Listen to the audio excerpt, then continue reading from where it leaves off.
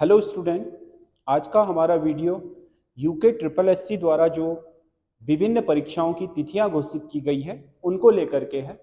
तो इन आपके परीक्षाओं में जो तीन मुख्य रूप से बड़ी आपकी पोस्टों वाली कॉमन परीक्षाएं हैं उनकी स्ट्रेटजी को लेकर के मैं ये वीडियो बना रहा हूँ। आप इसे देखने के बाद हमें कमेंट्स जरूर करिएगा कि आपको ये वीडियो कैसा लगा, और जो भी आपकी समस्याएं हैं या कोई चीज़ें हैं तो उनको लेकर के आप सुझाव भी दे सकते हैं। तो मैं इस पर बात करने जा रहा हूं। एक तो आपका उत्तराखंड, जो आपका पुलिस कांस्टेबल की आई है, उत्तराखंड पुलिस में जो इन्होंने 2000 पदों पर भर्ती करने की घोषणा की है, जिसकी तिथियां आपके दे रखी हैं, फिजिकल की भी और रिटर्न की भी। उसके अलावा दूसरा है आपका वन आरक्षी, जिसमें लगभग आपके 600 पद हैं। और उसके अलावा तीसरा है आपका कनिष्ठ सहायक, होनी तो 1000 पदों पर थी, 700 के लगभग जो आपके पद हैं। तो ये कुल मिलाकर के टोटल आपके 3300 के बराबर जो पद हैं। अब इसमें ये तीन पेपर ऐसे हैं जिनका सिलेबस बिल्कुल कॉमन है। अब हो सकता है कि इसमें जैसे इतिहास है, मान लो इन्होंने दे रखा है मुगल साम्राज्य, तो मुगल साम्राज्य में हो सकता है कि जो पुलिस कांस्टेबल वाला हो उसमें ताजमहल से संबंधित साधारण चीज पूछ ले, और कनिष्ठ सहायक में आपके मुगल चित्रकारी को लेकर के कोई चीज डेप्थ में पूछ ले। अंतर इतना हो सकता है, लेकिन टॉपिक सारे एक जैसे हैं। तीनों ही परीक्षा ऐसी हैं ये जिनमें आपका तीन का जो आपका पेपर होना है रिटर्न, वो 100 नंबर का होगा। इस 100 नंबर में से 20 हिंदी, 40 उत्तराखंड और 40 आपका जीएस और रीजनिंग का होगा 10 नंबर का। मतलब 30 जीएस और आपका जो समसामयिक घटनाएं हैं 10 नंबर की रीजनिंग। तीनों का सेम सिलेबस है। अगर कोई स्टूडेंट अच्छे तरीके से कनिष्ठ सहायक की तैयारी कर रहा है और वो एज में है तीनों की, तो वो भरेगा तो वो तीनों की तीनों जगह सिलेक्ट होगा। पिछली बार भी हमने यही देखा था कि अधिकतर बच्चे जिनका पटवारी में हुआ था उनका कनिष्ठ सहायक में भी हुआ था, उनका पुलिस कांस्टेबल में भी हुआ। पुलिस कांस्टेबल में पिछली बार कम से कम आपके 150 बच्चे छोड़ करके आए हैं विभिन्न पदों के लिए। कुछ ने तो ज्वाइन ही नहीं करा, कुछ लोगों ने ट्रेनिंग करने के बाद या तो वो पटवारी में चले गए या कनिष्ठ सहायक में चले गए। तो ये चीज हुई क्यों? ये चीज इसलिए हुई क्योंकि इन तीनों तैयारियों का स्तर एक ही है, इन तीनों तैयारियों का सिलेबस एक है। अब बहुत सारे बच्चे ये सोचते हैं कि समूह की तैयारी अलग करनी होती होगी और आपके वन आरक्षी की अलग करनी पड़ती होगी और आपके कांस्टेबल की अलग करनी पड़ती होगी। ऐसा बिल्कुल नहीं है, ये तीनों की तैयारियां एक ही हैं। जो बच्चा कनिष्ठ सहायक की तैयारी कर रहा है, सामान्य अध्ययन, उत्तराखंड और हिंदी, तीन चीजों को या रीजनिंग को मिलाकर के 4 चीजों को पढ़ रहा है, तो उत्तराखंड में उसके पास समूह गौ की लगभग हर तैयारी के लिए, जो मतलब आपके सब्जेक्ट बेस्ड ना हो, जैसे आपका एलटी है या लेक्चरर है रखा तो उसको भी समूह गौ में है, लेकिन वहां आपको पता है कि उसके लिए आपको विशेष योग्यता बीएड के रूप में चाहिए या टीईटी के रूप में चाहिए। बहुत सारी जो आपके नीचे की हैं, प्रवक्ता में तो नहीं चाहिए, एलटी में चाहिए होती है, और नीचे आपका जो डीएलएड है उसमें भी चाहिए होती है। तो उनकी जो परीक्षाएं हैं वो एक विशेष सेक्टर को लेकर के हैं शिक्षा विभाग में, तो वहां पर आपकी तैयारी थोड़ा अलग करनी पड़ेगी। या दरोगा है, दरोगा में भी यही चीजें हैं, लेकिन इनकी संख्या बड़ी हो जाएगी, एक मैथ से एक्स्ट्रा जुड़ जाएगा इसमें। उत्तराखंड में और कहीं मैथ से पूछा नहीं जाता है, तो उसमें आपका जो हिंदी है वो 20 की जगह 100 की हो जाएगी, जो उत्तराखंड है वो 40 के लगभग रहेगा, जीएस वही 30-35 के करीब रहेगा, 75 का, रीजनिंग 10 का 50 हो जाएगा, मैथ से अलग से आ जाएगी 75 नंबर की। दरोगा में भी सिलेबस लगभग आपका 75 नंबर की मैथ्स को छोड़ दिया जाए तो 225 नंबर की पढ़ाई आपको सेम ही करनी है। अगर आप यूके ट्रिपल एससी के जो सिलेबस इन्होंने दे रखा है उस सिलेबस में गौर करें तो सारे टॉपिक एक जैसे हैं। जीएस के टॉपिक वही हैं, रीजनिंग के टॉपिक वही हैं, समसामयिक व जीएस का जो हिस्सा दे रखा है उसके टॉपिक वही हैं, और आपका जो हिंदी के टॉपिक हैं वही हैं, और आपके जो उत्तराखंड के टॉपिक हैं वो सेम है। तो इसका मतलब सबके लिए एक ही पढ़ाई करनी है। तो जहां हमारी एज है तो वहां वहां अगर हम प्रतिभाग करें तो अधिकतर सेक्टर्स में हम अपनी इसमें सफलता हासिल कर सकते हैं। यही वजह रही कि पिछली बार जब कांस्टेबल का रिजल्ट आया उसके 3-4 महीने के अंदर जो आपके रिजल्ट निकले हैं उन रिजल्टों में अधिकतर बच्चे कॉमन थे, जो 3 की 4 जगहों पर सिलेक्ट हुए थे। और इस बार भी यही होगा, इस बार भी अलग नहीं होने वाला है, क्योंकि देखो जो कनिष्ठ सहायक की परीक्षा इन्होंने डेट दे रखी है, अगर वो 19 जनवरी को हो जाती है कनिष्ठ सहायक, तो उसके बाद आपको पता है उसका रिजल्ट कब तक आएगा।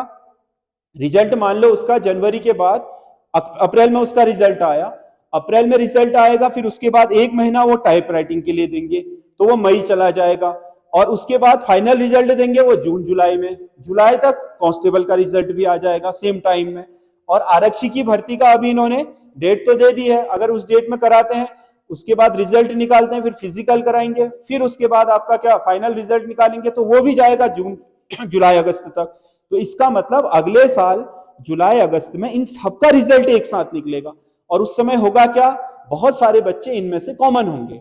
तो कॉमन होने की वजह से यह होगा कि आपका बहुत सारे बच्चों का उस समय तो नहीं होगा, परंतु बाद में जब वेटिंग लिस्ट निकालेंगे इसकी, या जिस समय आपको पता है कि जो आपका इन लोगों ने आजकल क्या कर दिया है कि जितने आपकी पोस्ट हैं उससे ज्यादा डॉक्यूमेंट वेरिफिकेशन के लिए बुला रहे हैं, तो उस समय क्या होता है कि बहुत सारे बच्चे नहीं पहुंचते हैं, तो उस वजह से पीछे वालों का हो जाता है इसमें। तो ये आपका होना इतने ही पदों पर है, लेकिन बहुत सारी पद इसमें से इसलिए थोड़ा बहुत मतलब ये है कि जैसे ज्वाइन कर लिया पुलिस में, जैसे किसी ने ज्वाइन करा था पिछली बार, पटवारी में आया है, तो उनकी छोड़ने की वजह से उनके स्थान पर नए लोगों की नियुक्ति नहीं हो पाई।